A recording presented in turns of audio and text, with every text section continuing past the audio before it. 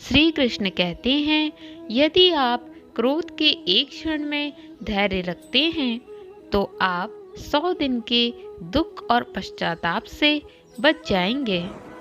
पछतावा। हमारी जिंदगी में कई बार ऐसा होता है कि हम किसी को अनजाने में गुस्से में आकर बुरा बोल देते हैं। बाद में हमें अपने किए पर पछतावा होता है, पर समय निकल गया होता है और हम कुछ नहीं कर सकते हैं। गांव में एक किसान रहता था। उसके अपने पड़ोस में रहने वाले एक परिवार से काफ़ी अच्छे संबंध थे। लेकिन एक दिन उस किसान ने अपने पड़ोसी को गलती से गुस्से में कुछ बुरा कह दिया था। बाद में किसान को उस गलती का एहसास हो गया। उसे अपने किए पर पछतावा हो रहा था, पर अब वो कुछ भी नहीं कर सकता था। बहुत दिनों के बाद भी उस किसान को अपने किए पर पछतावा हो रहा था और उस वजह से वो एक दिन उसके गांव में रहने वाले एक संत के पास गया। उसने संत को सब कुछ बताया। संत ने सोचा और फिर उस किसान से कहा कि तुम एक काम करो, पास के जंगल में जाओ और पक्षियों के पंख लेकर वापस आओ। किसान को संत पर बहुत भरोसा था, इसलिए वह जंगल में गया और पंख लेकर वापस संत के पास आ गया और संत से कहा कि अब आप बताओ मैं क्या करूं।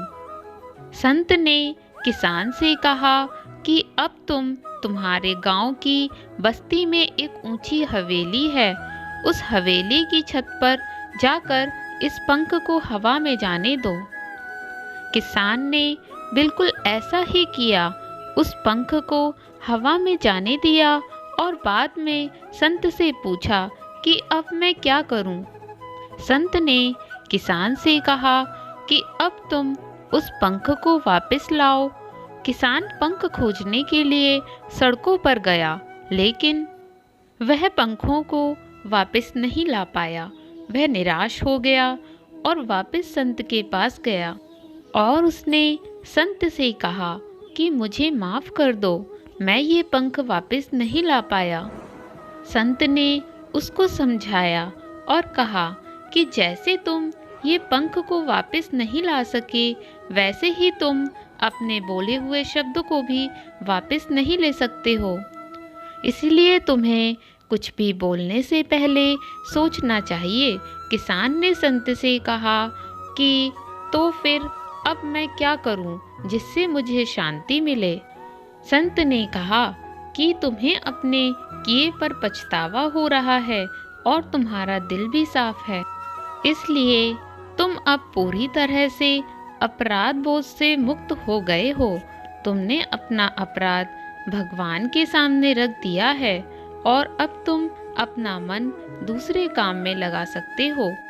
दोस्तों, हम अपना अपराध इस तरह से भगवान के सामने अगर रख देते हैं और दिल से अपने किए पर पछताते हैं, तो फिर हमें भगवान भी माफ़ कर देते हैं।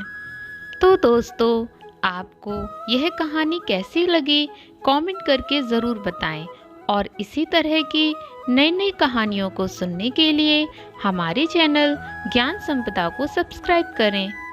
इसके अलावा आप हमसे हमारे इंस्टाग्राम पेज और फेसबुक पेज पर भी जुड़ सकते हैं।